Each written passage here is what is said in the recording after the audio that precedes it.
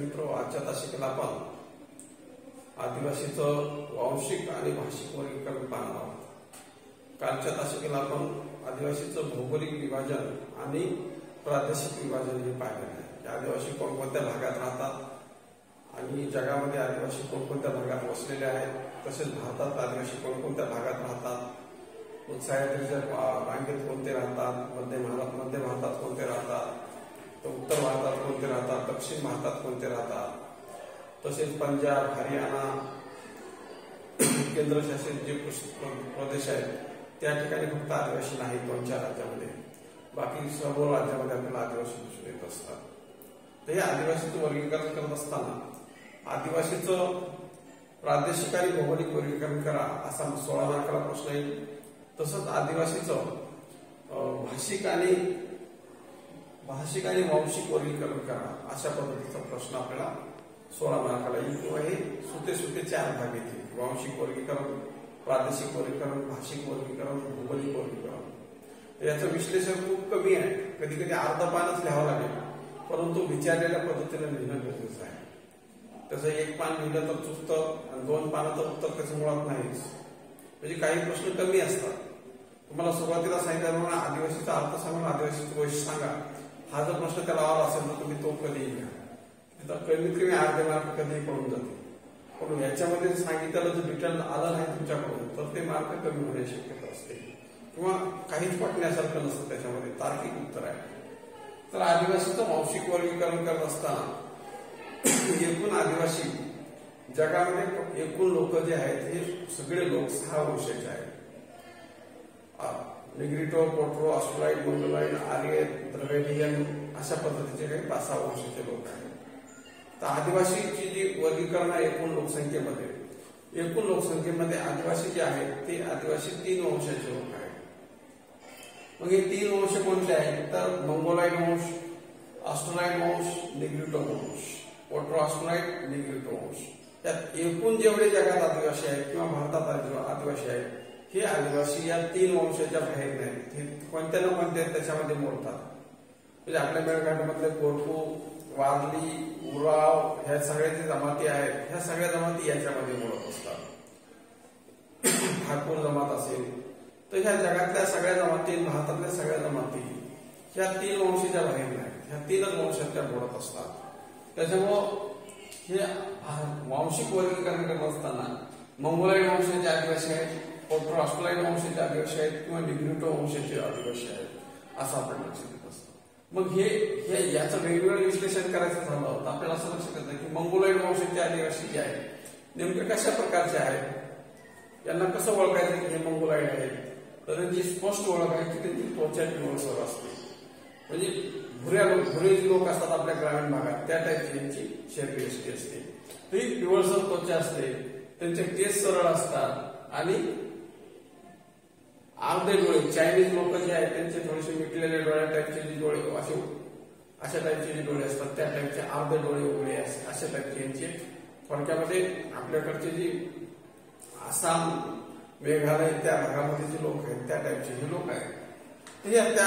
ते जे 3 राज्य आहेत त्या राज्यामध्ये या टाईपचे लोक आपल्याला दिसून येत असतात. म्हणजे यांचे मोठे आणि टपकेदार डोळे नाहीत, त्यांचे अर्धवट उघडे डोळे आणि वेगळ्या आकाराचे डोळे आपल्याला दिसतात. थोडक्यामध्ये चायनीज टाईप लोक आहेत. तर तसेच त्वचा पिवळसर, सरळ केस, अर्धवट डोळे आणि कमी उंची हे त्यांचे वैशिष्ट्य आहे. सगळे तुम्हाला हे आदिवासी कमी उंचीचे लोक दिसतात, 5 फुटाच्या खालचेच. तसंच ऑस्ट्रोलाइट वंश जो आहे, ऑस्ट्रोलाइट वंशामध्ये सरमिसळ असते पण काही प्रमाणात त्यांचे वेगळे पण असं आहे की ऑस्ट्रोलाइट वंशाचे लोक आहेत, उंची कमी आहे या लोकांची, यांचा रंग काळा आहे, लांब केस आहेत आणि हे लोक बंगालच्या खाडीमध्ये, झारखंड सारख्या प्रदेशामध्ये, बिहार राज्यामध्ये जास्त प्रमाणात आढळून असतात. नंतर तिसरा प्रकार आहे निग्रिटो. म्हणजे निग्रो लोक जे आहेत आफ्रिकेमध्ये, वेस्ट इंडिजमध्ये, ते निग्रिटो म्हणजेच निग्रो लोकांचा वंश आहे. ते यांची उंची कमी असते. वास्तविकता ते आफ्रिकेतले जे लोक आहेत ते उंचीनं धिप्पाड आहेत. वेस्ट इंडिज मधले लोक उंचीनं धिप्पाड आहेत, पण त्या टाईपचा वंश आहे. म्हणजे ते आहेत असं म्हणता येत नाही. ते निग्रिटो जे आदिवासी आहेत हे रंगाने काळे आहेत, कमी उंचीचे आहेत, तर त्यांचा रंग काळा आहे, त्यांचे चेहराच मोठा असल्यामुळे त्यांचे ओठ मोठे आहेत, चपटा मोठ्या आकाराचा चेहरा आहे आणि रुंद नाक असतं यांचं, असे एक वेगळेपण यांचं आपल्याला दिसून येत असतं. तर हे प्रत्येकाचं वेगळेपण लक्षात घेतलं की हे पिवळसर रंग आहे, सरळ केस आहे आणि अर्धवट डोळे आहेत, कमी उंची आहे. इथं उंची कमी आहे, काळा रंग आहे, कुरळ्या केसाचा की सरळ केस आहे. इथं सरळ केस आहे, इथं कुरळे केस आहे, असं आपल्याला लक्षात ठेवायचं आहे.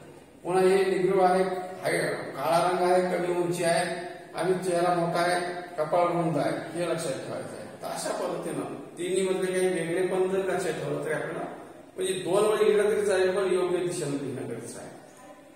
त्याच्यानंतर आहे भाषिक वर्गीकरण. आदिवासी कोणकोणत्या भाषा बोलतात याचं वर्गीकरण आपल्याला करणं गरजेचं आहे. तर आदिवासीमध्ये भाषेच्या आधाराचं वर्गीकरण करायचं ठरवलं होतं. आदिवासी मध्ये असंख्य भाषा बोलल्या जातात. जसं आपल्याकडे लोणारपर्यंतची भाषा वेगळी, लोणारपासून मराठवाड्याची भाषा बोलतात, परभणीमध्ये वेगळा टोन आहे, लातूरमध्ये वेगळा टोन आहे, नांदेडकडे वेगळ्या पद्धतीने भाषा, मराठीच पण वेगळ्या पद्धतीने बोलतात. तसं यांचं पण आहे की कोरकू भाषा बोलतील, कोरकू आदिवासी, पण कोरकू मध्ये परत 60 किलोमीटर ते वेगळी भाषा बोलतील, कुठंतरी वेगळ्या समजत बघायलाही, परंतु कुठेतरी वेगळ्या पद्धतीने ती मांडणी करत असते. तर म्हणजे अशा पद्धतीने आदिवासीमध्ये एकूण 205 बोली भाषा आहेत आणि त्याच्या उपबोली भाषा पण 225 आहेत. म्हणजे जसं जाती आणि कोड जाती तसं बोली भाषा आणि उपभाषा, म्हणजे कोरकूचीच बोली उपबोली भाषा वेगळी, त्याच्यानंतर ठाकूरचीच उपबोली भाषा वेगळी. तर ह्या वारली जातीची महादेव कोळी जातीची जी बोली भाषा आणि त्या महादेव कोळी जातीतल्या 30 किलोमीटर पलीकडची एक उपभाषा, अशा पद्धतीच्या 205 आणि 225 उपभाषा आपल्याला आदिवासीमध्ये बोलल्या जातात. थोडक्यामध्ये आपण जी भाषा बोलत आहोत, मराठी, इंग्रजी, हिंदी, या भाषेला लिपी आहे. रोमनमध्ये लिहितो आपण, देवनागरीमध्ये लिहित असतो, मराठीमध्ये लिहित असतो, त्याला एक लिपी आहे. लिपी असल्यामुळे कसं की माणसं मेले तरी ती भाषा जिवंत आहे, ती पुस्तक वाचून कोणीतरी त्या भाषेला डेव्हलप करू शकतो. परंतु आदिवासीची भाषा ही म्हणजे जुन्या अडाणी बाया जशा गाणी पाठ करतात, एकीच ऐकून दुसरी गाणी पाठ करते, तिचं ऐकून तिसरी गाणी पाठ करते, त्याच्याकडे कुठेही वही नाही, आणि ती स्त्री जर नष्ट झाली तर ती भाषा नष्ट होते, ती गाणी नष्ट होतात. म्हणजे अशा पद्धतीचे लोक कलावंत आजही ग्रामीण भागात आहे की त्याच्याकडे खूप मोठा भांडार आहे, पण त्याला आख्या काळानंतर वाढला, नंतर त्याचं भांडार त्याच्याजवळ लिखित स्वरूपात कुठंच नाही. तसं आदिवासीचंही तसंच आहे की आदिवासी 205 भाषा बोलतात, 255 उपभाषा बोलतात, म्हणजे एकूण जर 500च्या आसपास आहे आकडा भाषा आणि उपभाषेचा, तर यांच्याकडे लिखित स्वरूपात काहीच नाही. मग लिखित स्वरूपात काहीच नसल्यामुळं, लिपी नसल्यामुळं हे कोणत्याच पद्धतीचं त्यांच्याकडं साहित्य स्वरूपात उपलब्ध नाही. फक्त देवाणघेवाण, संभाषण आणि व्यवहार एवढंच चालतं. त्यांच्याकडे कुठलंही लोकगीत असेल तर ते लिखित स्वरूपात नाही.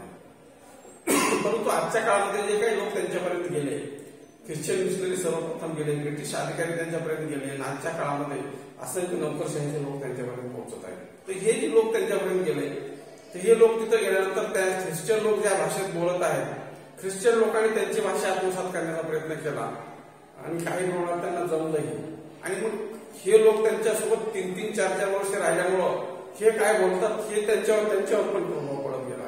हे ह्याचं काय म्हणणं, पाणी कशाला म्हणतात, जेवण कशाला म्हणतात, आरोग्य सुविधा कशाला म्हणतात, मग हे लिहून काय ठेवतात, हे सगळं ते आत्मसात करू लागले. परिणामी असं झालं की त्या ख्रिश्चन लोकांचा प्रभाव त्यांच्यावर पडला. म्हणून काय झालं की त्या देवनागरी लिपी त्यांच्यापर्यंत पोहोचली. आणि त्याच्यानंतर हिंदी भाषा ही भारताची राष्ट्रीय भाषा हिंदी आहे. तिथं जाणारे लोक आपसामध्ये हिंदीत बोलतात, सगळे प्रशासकीय व्यवहार हिंदीमध्ये चालतात. आणि मग त्याच्यामुळे काय झालं की हिंदी भाषा त्यांच्यापर्यंत पोहोचली, त्यांच्या कानावर पडायला लागली, ते ऐकायला लागले. आणि त्यांना आपल्याला जसे त्यांचे काही शब्द कळतात तसं त्यांना काही प्रमाणात हिंदी कळायला लागली, देवनागरी लिपी कळायला लागली. परिणामी ह्या 2 भाषेचा थोडासा प्रभाव त्यांच्यावर आपल्याला दिसून येत असतो. परंतु त्यांचं जी स्वतःची भाषा आहे ती लिखित स्वरूपात नाही आणि त्यांनी काही लिहून ठेवलं नाही, त्यांची फक्त बोली भाषा आहे. परंतु या देवनागरी लिपीचा ख्रिश्चन लोकांचा बाहेर प्रशासकीय नोकरशाहीचा त्यांच्यावर प्रभाव पडला आणि थोडंफार ते गावाबाहेर जाऊन काम करू लागले आणि संभाषण चालू लागले. तर अशा पद्धतीचा भाषिक संघर्ष त्यांच्यामध्ये निर्माण झाला. नवी भाषा भाषेने थोडी वाट स्वीकारली आणि त्यांच्या भाषेमध्ये काही वेगळ्या पद्धतीची ती शब्दरचना ते करू लागले. तर अशा पद्धतीचा बदल आपल्याला आदिवासीमध्ये झालेला दिसून येत असतो. मग हे भाषा कोणत्या प्रकारच्या बोलतात आदिवासी लोक, तर त्याचं विश्लेषण करत असताना द्रविडियन भाषा बोलतात. मध्य भारतातले जे आदिवासी आहेत हे द्रविडियन भाषा बोलतात. म्हणजे एकूण भाषा उपभाषा कोणत्याही असतील पण ते द्रविडियन बोलतात. ऑस्ट्रिक भाषा बोलणारे काही आदिवासी आहेत आणि तिबेटी आणि चायनीज जी भाषा बोलणारे काही आदिवासी आहेत की ते तिबेटची भाषा बोलतात, चायनाची भाषा बोलतात.